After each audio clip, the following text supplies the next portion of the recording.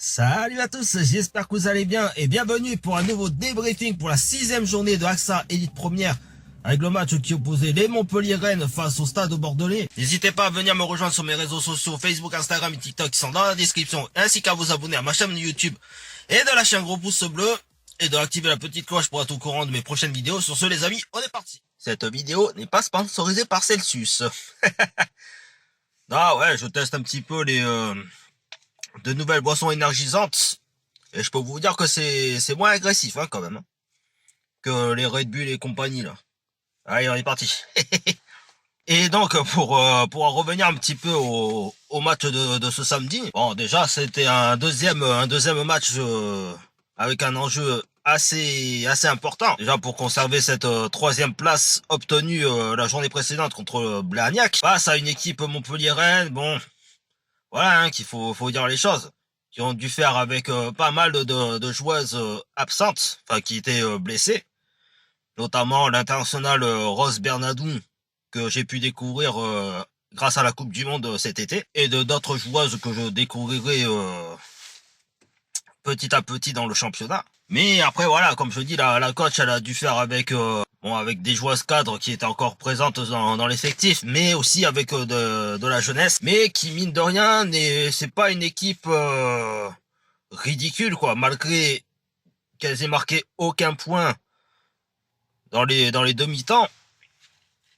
Ça reste quand même une équipe qui, mais étonnamment, comme je dis, on va dire sur les 2 journées précédentes, s'est installé peut-être confortablement sur le podium avec les Clermontoises et les Toulousaines, bon, qui ont gagné aussi ce week-end hein, d'ailleurs. Donc sur la journée précédente, qui avait perdu vraiment sur le plus petit des scores contre des dernières du classement qui étaient Stade Villeneuvois, donc les Lilloises, sur 2 pénalités à NEC, donc à 6 à 5. Donc c'est vrai que avant ce match de ce samedi, ça semblait un petit peu fragile, on va dire. Parce que franchement, en première mi-temps, voilà, on a passé quand même 15 minutes, enfin un quart d'heure, à voir un jeu assez brouillon de la part des 2 équipes. Alors, il y a eu des choses, il y a eu de bonnes choses, mais trop de déchets dans les transmissions quoi. Enfin, j'ai envie de dire, c'est pas dans les habitudes des Bordelaises. Parce que quand on regardait la rencontre contre Blagnac, le premier essai avait été marqué assez rapidement dans la partie, par Johanna Grisé en plus, ou soit c'était vraiment les Bordelaises qui étaient vraiment pas dans le match. Voilà, hein, pour résumer un petit peu la première période, il y a eu ce côté un peu déchet dans les transmissions et ainsi de suite, et aussi le côté indiscipline notamment de Elsa Peras et de Johanna Grisé. Alors en soi, les sanctions, les 2 cartons jaunes, c'est comment dire, c'est des faits de jeu, hein. C'est pas des altercations ou tout autre mauvais geste ou quoi que ce soit. C'est vraiment des faits de jeu dans le rugby qui a fait que elles se sont retrouvées en infériorité numérique à 2 reprises. Mais d'ailleurs, ce qui m'a vraiment étonné, c'est surtout déjà le fait de se retrouver en infériorité numérique, mais de quand même réussir à se montrer un peu plus dangereuse. Parce que là, il a fallu attendre. Alors attendez, parce que quand vous voyez après 25 minutes de jeu sur une situation de pénalité pour les Bordelaises, avec une pénale touche trouvée par Emma Couder et une touche rapidement gagnée à quelques mètres de l'embut des Montpellier-Rennes, en formant ce qu'on appelle un molle, et qui a été très très vite dominateur sur les Montpellier-Rennes, jusqu'à atteindre la ligne d'embut, et aplati par Agathe Gérin. Mais c'est vrai que pour résumer cette première mi-temps, ben voilà, il a suffi juste d'un seul essai, d'une transformation, d'un essai transformé et d'une pénalité transformée aussi, pour prendre un petit peu d'avance sur les Montpellier-Rennes, donc à 10 à 0. Ça a été poussif, hein, on va pas se le cacher les amis. Et puis en deuxième mi-temps, ben ça a été mieux. Ça a été mieux, on a vu déjà des changements dans l'effectif, avec l'entrée notamment de Montserrat Amédée, qui a beaucoup donné, et à mon humble avis de donner une autre dynamique pour cette deuxième mi-temps, parce qu'il a fallu attendre la 51e minute de jeu pour voir le deuxième essai de Justine Pelletier. Je fais d'ailleurs, Justine Pelletier, elle m'énerve, je vous jure. Alors, pas, bien sûr, elle m'énerve pas de manière méchamment ou quoi que ce soit. Mais c'est vrai qu'à chaque fois qu'elle est en possession du ballon, elle a tellement une bonne lecture du jeu que même ces petites feintes qu'elle a faites justement pour marquer ce deuxième essai dans le match, bon, qui est un petit peu aussi similaire à l'essai marqué qu'elle avait fait contre les Néo-Zélandaises en demi-finale pour la Coupe du Monde. Mais à chaque fois qu'elle a le ballon dans ses mains, ben elle en fait ce qu'elle veut, quoi. Et alors quand je vous dis que dès qu'elle commence à faire mal à l'adversaire, c'est que 5 minutes plus tard, elle score un deuxième essai. Parce que franchement, Justine Pelletier, dès qu'elle est lancée, elle est inarrêtable, quoi. Franchement, pour l'avoir vue à quelques reprises sur les matchs à domicile, et même hors du rugby, enfin, en présence pour les espoirs, elle est juste incroyable, cette joueuse. Donc là, après, voilà, elles ont pris vraiment l'avantage sur les Montpelliéraines dans cette deuxième mi-temps. Et puis là, arrivé à la 60e minute de jeu, comme je dis, après, je connais pas le parcours de mademoiselle Nia Toliver, donc l'américaine.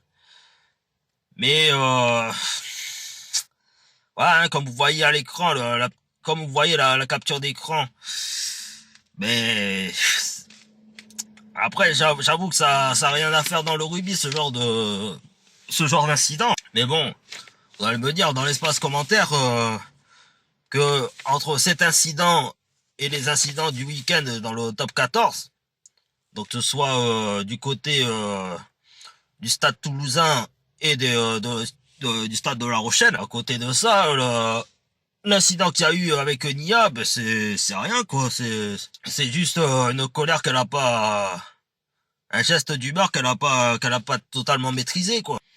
Mais bon, c'est pas grave. Après, comme je dis, je fais ces instants d'infériorité numérique nous ont pas porté de lourdes conséquences. Ça a plus motivé les Bordelaises à donner les choses jusqu'au bout. Parce qu'à la 80e minute, enfin, vers la fin du match, à la 77e, voire la 80e minute, ben c'est Johanna Grisé qui vient conclure en beauté ce match en inscrivant le dernier essai. Donc sur une belle action collective et des transmissions un petit peu plus soignées. Ça n'a pas été simple. Ça n'a pas été simple, comme je dis, en première mi-temps. Mais en deuxième, voilà, elles ont réussi à mieux déployer leur jeu, à être un peu plus correctes dans les transmissions, et puis à être un petit peu plus disciplinées. Bon, à l'exception bien sûr de ce carton rouge de Nia Toliver. Mais sinon, voilà, ça a été mieux. Et puis, honnêtement, voilà, hein, comme je dis, ces deux matchs d'affilée remportés avec un enjeu capital pour consolider cette troisième place fait énormément de bien. Parce qu'il faut quand même rappeler qu'elles avaient mal démarré la saison avec 2 défaites d'affilée contre les leaders de ce championnat qui est Clermontoise et Stade Toulousain. Mais comme je dis là, depuis 4 matchs, elles avaient vraiment cœur à se racheter un petit peu. Et franchement, avec des joueuses aussi incroyables. Donc que ce soit Johanna Grisé, ce soit Anaël Deshaies, ce soit Justine Pelletier, ce soit même Montserrat Amédée et ainsi de suite. Bon, même toute l'équipe est vraiment incroyable. Je pense qu'elles vont passer des fêtes de fin d'année un peu plus sereines. Donc avec ce dernier match à domicile contre les Lyonnaises, bon, qui malgré leur position en bas du classement font pas mal font pas mal de bruit, hein. Je crois qu'elles ont gagné leur match ce week-end. D'ailleurs, je pense que, mais j'imagine bien que ça va être un match assez sympa à aller voir à Saint-Germain. Donc ce sera pas cette semaine, mais la semaine suivante. Donc dimanche prochain. Et puis voilà. Voilà les amis, la vidéo touche à sa fin. J'espère que ça vous aura plu. Si c'est le cas, n'hésitez pas à me rejoindre sur ma page Facebook, Instagram et TikTok qui sont dans la description. Et ainsi qu'activer la petite cloche pour être au courant de mes prochaines vidéos. Et vous abonner à ma chaîne YouTube et de lâcher un gros pouce bleu. Sur ce les amis, ben voilà, on se retrouve dimanche pour le dernier match à domicile des Espoirs contre Bobigny 93 pour la 7e journée de championnat. Et la semaine prochaine également pour le dernier match à domicile contre les Lyonnaises, mais cette fois-ci avec l'équipe première. Sur ce les amis, faites rougir le lion qui est en vous.